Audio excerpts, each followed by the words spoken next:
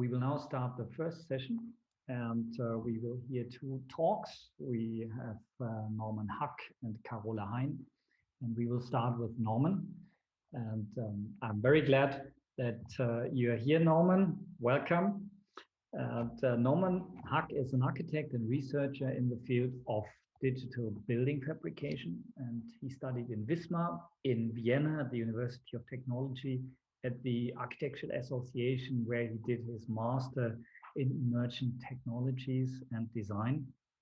And after graduating, he went to the architecture office Herzog de Meuron to work as a programming architect, which is probably not about room program, but more about coding, because it was in the digital technologies group at HDM. And this deepened research or interest in digital design led him go back into research. He started a PhD position at Gramazio Kohler Research at the ETH in Zurich, where he received his doctorate in 2018. And currently, Norman Huck is Junior Professor for Digital Building Fabrication at the Institute for Structural Design at the TU Braunschweig. In Norman's research, he's challenging conventional ways of processing concrete, and he investigates reinforcement strategies for 3D printed concrete, a topic which is not often covered when it comes to 3D printing. But I kind of like the story, how this research unfolded from something that in the beginning went into a slightly different direction. But let Norman tell the story. Very welcome. Thank you for being here, and the floor is yours.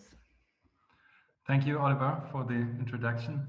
I'll just start sharing my screen and set up everything.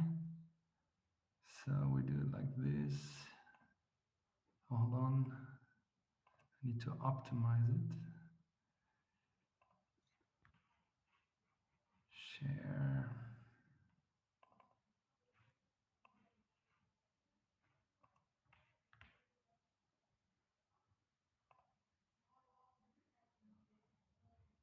All right. I can't see you anymore, but I hope you can see my screen. Is that correct? Can I? Yes, we see your screen. Yeah, okay, perfect. Yeah, thank you again, Oliver, for the introduction and the spontaneous possibility to stand in for another speaker. I already had the pleasure to present at the first BEAM Symposium, I think it was in 2016, where I presented my, at that time, ongoing research of Gramazio Kohler. And last year, the head of our institute, Harald Kloft from TU Braunschweig, presented our current work on shotcrete 3D printing. So for today, what I want to do is to present as well our current investigations into reinforcement strategies for additive manufacturing. And I want to kind of bridge this time from the first presentation and until now, and present today how this related or how this work is a kind of continuous or shows a continuous thread. So recently we have published a classification approach on reinforcement strategies for additive manufacturing, which is kind of broadly divided into three categories. Firstly, we have a category of reinforcement techniques where the concrete supports the reinforcement during the process of printing. For example, there's a core is being printed, and then rods are being placed, or carbon tapes are laid, nails are shooted, or for example, fibers are dispersed into the concrete stream. So this is a category of processes where the concrete really helps the reinforcement to stay in the correct position, and where no additional support material is needed, as for example in conventional reinforcement cages. And secondly, we investigate a category which is basically the inverse of it, where the reinforcement supports the concrete, kind of as an additional formwork or as kind of a stay-in-place formwork, which gives additional freedom to the geometries which can be printed, for example, overhangs. And thirdly, and this is something I think that blends in nicely with some of the talks that we've heard today, but which I'm not going to cover in detail, is an incremental process, or our incremental processes where the concrete deposition and the placement of reinforcement by, for example, one welding happen simultaneously. But I'm not going to talk so much about the third version, but today rather focus on two of these classifications, or these two strategies. The first being reinforcement supports concrete. That is a strategy that I followed in the mesh mold research at ETH Zurich. And the second, the inverse of it, is basically concrete supports reinforcement, where there is first a concreting process and then a reinforcement process. So let's start with mesh mold and give a bit of history of this project. The inspiration to this project was really threefold. Firstly, that concrete structures, or that the cost of formwork for concrete structures really makes a significant amount of the cost share of the total costs. That is about 50% for simple geometries, and it increases exponentially with geometric complexity and can make up to almost 90% of the entire costs. Second aspect is the high amounts of waste that is created when fabricating one-of-a-kind formwork, and this is an example from the EPFL Learning Center in Lausanne. So each concrete formwork piece is one of a kind and then often discarded after concreting. And thirdly, and this is I think still one of the large challenges in 3D printing with concrete, is the integration of reinforcement into the printing process. So mesh mold there went another way. The idea was that a robot fabricates a dense mesh directly on the construction site, which acts as formwork to support the concrete while it's still wet, and which remains within the concrete after the concrete has cured, and then acts as structural reinforcement. And this research started very conceptually with this spatial 3D printing process, where material is extruded in mid-air and then is cooled down so that it solidifies and stiffens, so that we can print these filigree meshes that can be adjusted towards the specific needs. So it can have different curvature radii, different mesh sizes, different thicknesses, all according, for example, to the loads that act on the respective building element. And this was tested in the small scale. It showed very nicely that the high amount of spatial connections really stiffens the structure. So this mesh weighs in total only 120 grams, but supports over 60 kilograms of wet concrete without deformation. And of course, this process also offers the possibility to differentiate the meshes according to the performative requirements that act on these. For example, on the left side, you see the undifferentiated triangulated mesh, but you can also make it less dense in the middle, or deepen the perimeter to make it more stiffer, or introduce these vertical channels so that concrete can be filled into the structure. And of course, also on the concrete side, there are certain requirements to the thixotropic behavior of the material. As shown here, the material rests basically within the mesh, and then as soon as kinetic energy is introduced by this vibrating device, the material sinks into the shape and rests inside the formwork. So this turned out quite nicely regarding the formwork aspect, but of course in structural demands, the ABS, the material that we used here, didn't really comply with the structural necessities of the system, so that in a second experimental phase, we opened up the research to a broader range of disciplines, and we collaborated with roboticists, with structural engineers, with material scientists, and partners from industry to translate the system from plastic into steel. And other than the WAM examples that we saw today already, here we used semi-finished steel wires, so basically conventional off-the-shelf steel elements, which of course kind of limits the geometric freedom of those meshes, but at the same time it increases the speed of fabrication. So these were really the first examples. What's compelling here is also that in usual industrial processes, you often have the machines being multiple times bigger than the object that they are producing. And here this principle is kind of inverted. So you have this miniature factory that's basically hovering over the structure to fabricate meshes. And once these meshes are fabricated, then the concreting process becomes quite easy. It doesn't require precision anymore. It's basically just dumping the concrete or pumping it into the mesh, and it automatically takes the right shape. Of course, the surface finishing is then another aspect of it. So here, this was done manually in a craft-based process, but we will hear more about automating this process later. So the example that I've shown you just now was based on 2mm steel wires, which still doesn't comply with any building codes.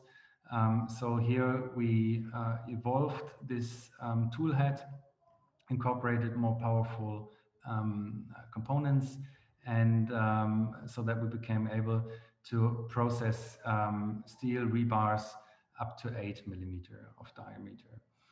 So these were then also tested. Basically, also the concreting process was being scaled, and here we worked with the material scientists together to develop a concrete that is basically let's say an impossible mix, because on one hand it should avoid that voids are created within the structure, so it should be very fluid, and the other hand, it should not like run out of the mesh to create material losses.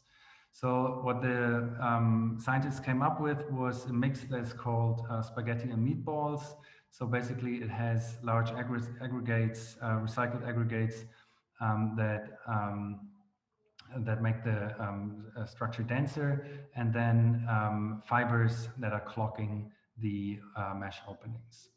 And then again, we had this surface finishing part using a shotcrete, and produced the first demonstrators, which were part of a larger structure. And this larger structure was then going to be erected at the DFAB house in Zurich. And the DFAB house is a large-scale demonstrator for digital building technologies, and it consists of a whole variety of processes, starting with a robotically assembled timber structure that contains 2 stories. Then the smart slab, where the formwork is printed in a particle bed printing process. Then the smart dynamic casting facade mullions, where that are extruded, and then of course also the mesh mold wall, which carries the entire load of the structure above, which is about 80 tons. And the backbone itself doesn't take any load, so it's really the wall is designed for the entire loads of the structure. And it was fabricated using the in situ fabricator. And I will just let this video run. I hope it runs smoothly, which shows the entire process. I don't know if you hear music. Yeah, okay, perfect.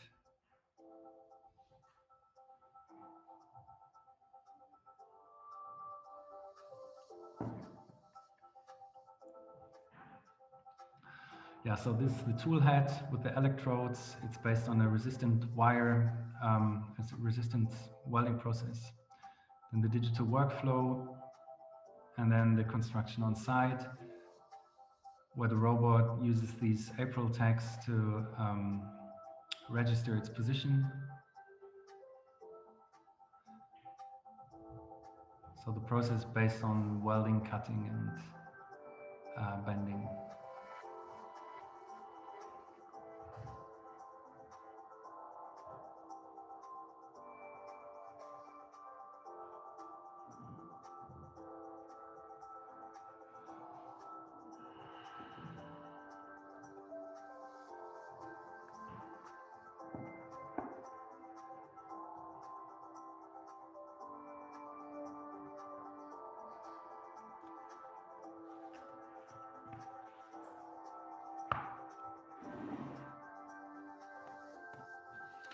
Yeah, so now comes the concreting part, which is still manual, labor intensive, and the concrete is just pumped inside the mesh. This is manual, but could as well be performed robotically. The advantage is that it's quite quick, so it's done within a working day.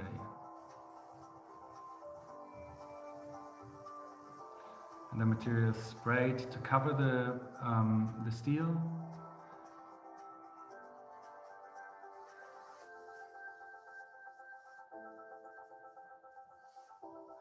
And here again, the manual surface finishing process.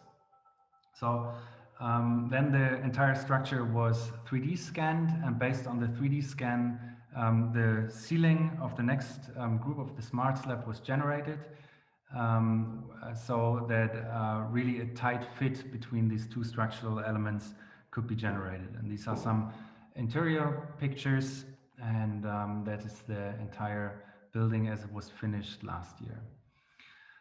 Okay, so now I want to report a little bit on the inverse of this structure. So where the concrete actually supports the reinforcement. And this is work that we have been doing in the past 2 years at the Institute of Structural Design at TU Braunschweig. Where we have the Digital Building Fabrication Laboratory. It's kind of large-scale robotic fabrication facility, which contains 2 portals. One that is very suitable for subtractive methods, like you can see here. It's this giant saw blade that can cut, but that can be also employed with milling bits and drills and so on. And then high payload robot, which is very suitable for additive or formative processes. So one of the processes, or one of the first processes that we have been investigating is the shotcreting process, and this is a process that is very well established. It's about 100 years old. The advantages are that it can be sprayed around reinforcement, that it sticks very well to vertical surfaces, and that the high velocity of the projection compacts the material very well. On the downside is, of course, and this is something that you see in the video, that shotcreting is generally kind of it's like a rather dirty process, often comes with high material losses, and is rather imprecise and very labor intensive. But in combination with robotics and with sensor control, the disadvantages can mostly be eliminated, and the potentials of this fabrication process can be multiplied. So much for the technology. In a recent demonstrator, we then developed a reinforcement strategy, which is based on this concrete supports reinforcement approach, and which is basically the inverse of what I've shown before. So the process starts with an input geometry, some kind of arbitrary double curved wall element, which is then in a computational process modified to include these undulations, so that every 40 centimeters a pre-bent horizontal reinforcement element can be placed, which over the entire height of the structure then creates these kind of vertical channels, where then unbent reinforcement, and in this case we use 12 millimeter rods, can simply be inserted and in a additional vertical printing process can then be embedded structurally, and also automated automated surface finishing with using different troweling devices. So here are some pictures from the process. The robot prints in 3-axis manner. Then these prefabricated rods are laid only on the tips of these undulations. Then we cut the corners to be more precise. Just slide in the reinforcement from above, which is over the entire height, still very flexible, so it doesn't require any pre-bending. And then comes the covering process, where the reinforcement is then embedded and then troweled and surface finished with the other 3X portal. And also here, I would like to show you a video of the entire process.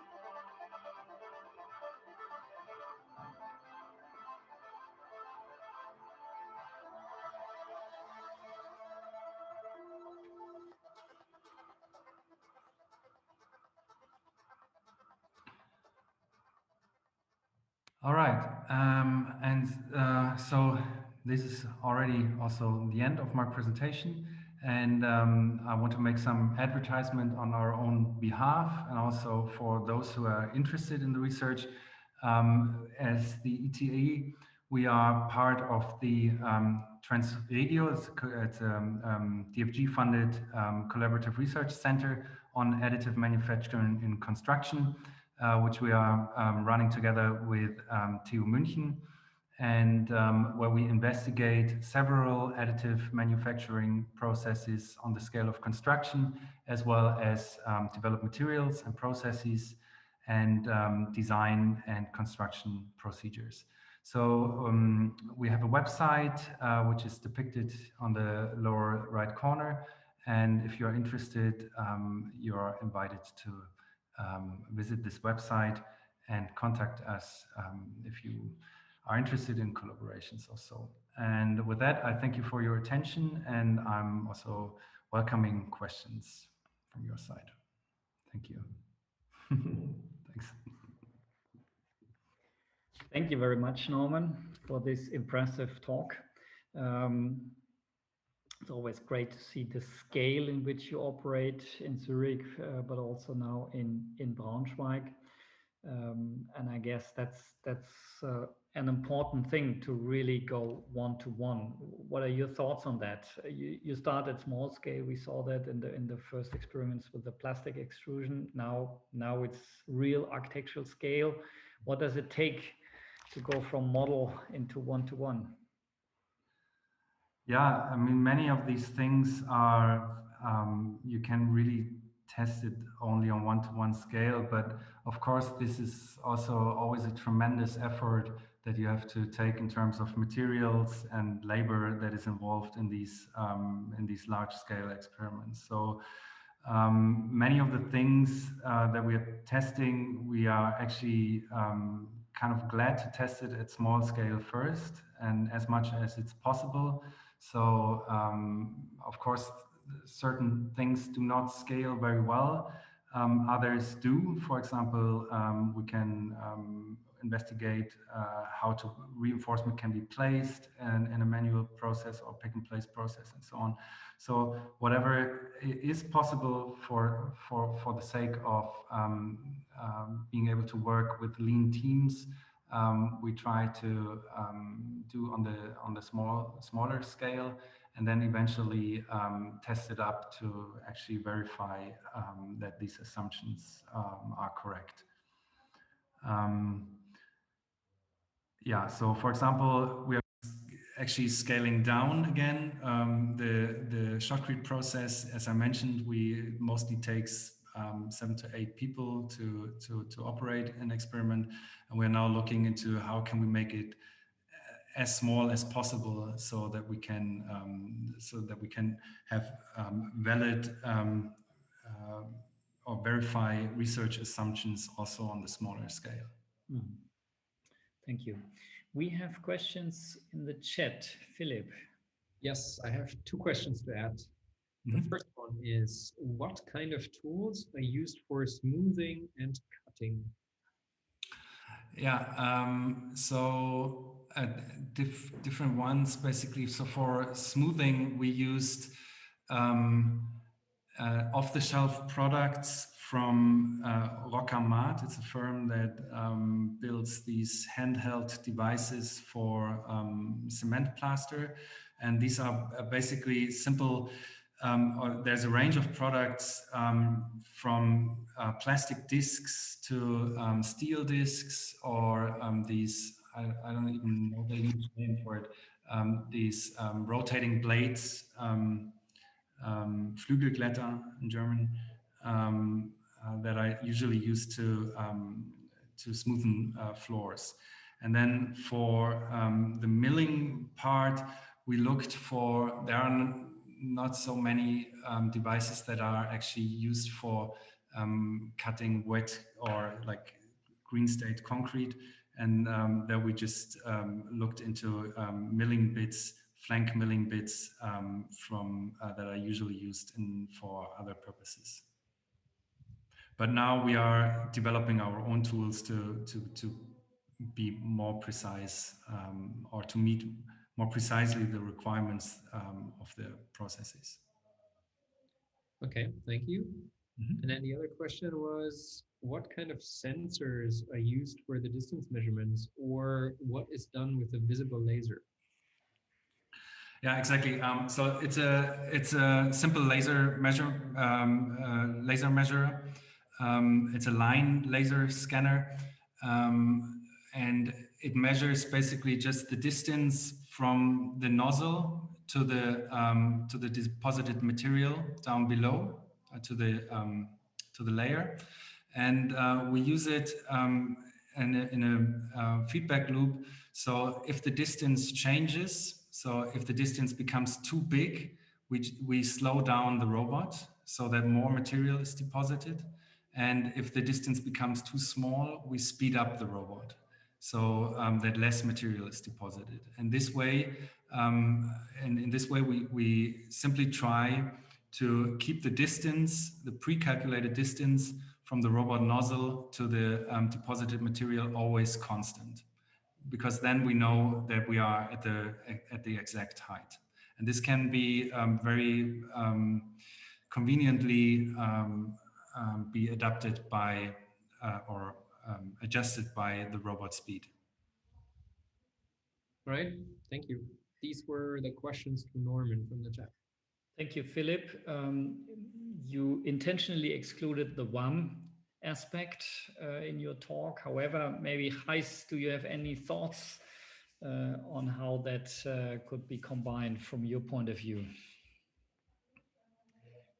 Yeah, I was glad to see the project proposal a couple months ago. Maybe it was out there longer, but it looked really nice. I think we never really dove into it because we always feared that the printing of the lines is a bit too slow. I wonder what your take on that is. So we print in a good day, we can print something like 2 meters, maybe 2.5 meters per hour of line, and yeah, I would say that slows down the concrete deposition quite a bit.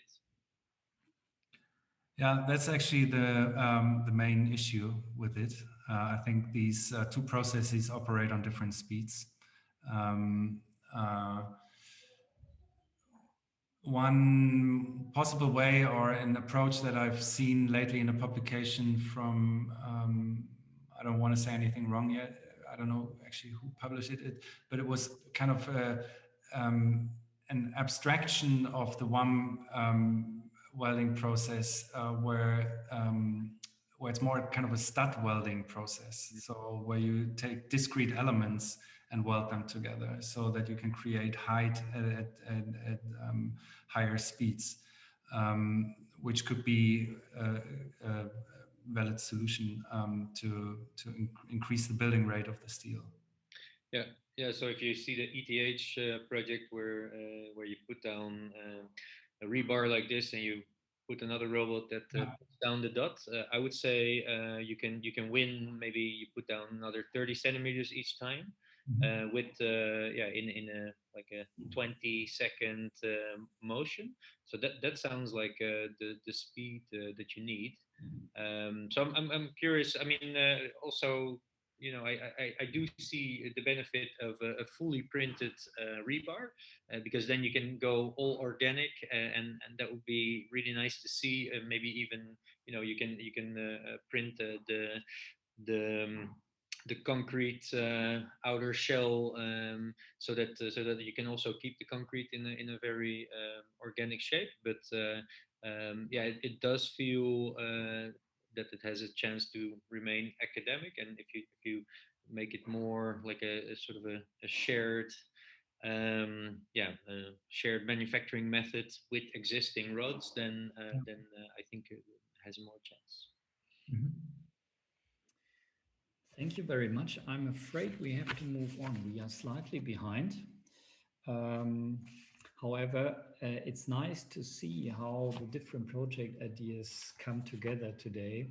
And I also see many connections. I have tons of questions, but maybe we can discuss more at the end of the day. Thank you again, Norman, for presenting your work.